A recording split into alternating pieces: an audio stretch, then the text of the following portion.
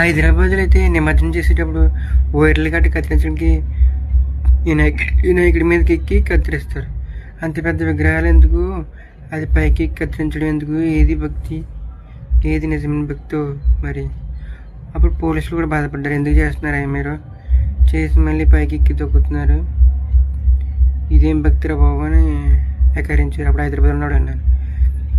అది హుస్సేన్ వేసేస్తారు, పర్లేదు హుస్సేన్ వేస్ట్ వాటర్. కానీ ఇప్పుడు మనం కాలంలో బీచ్లో కలుపుతాం, అవి చేపలు గట్రా ఉంటాయి కదా, అవి చనిపోవచ్చు, లేకపోతే అవి ఆ వాటర్ ఉంటాయి కాబట్టి అవి తింటాం మనం, మనకి ప్రమాదం కావచ్చు ఆ కెమికల్ వల్ల. మనం ఏం చేస్తున్నామో అది ఒకసారి గ్రహించి అది మంచికే చేయాలి తప్ప చెడుకైతే కాకూడదు.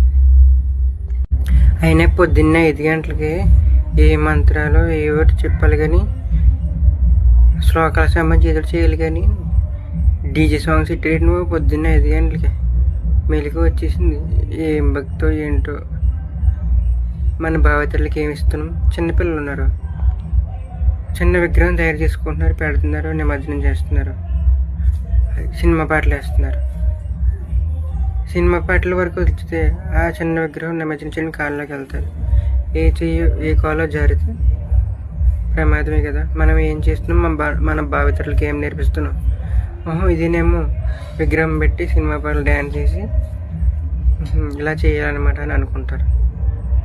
భక్తి మంచిని నేర్పాలి, 10 మందికి ఉపయోగపడాలి. భావితరాలు భవిష్యత్తును నాశనం చేసేదై ఉండకూడదు.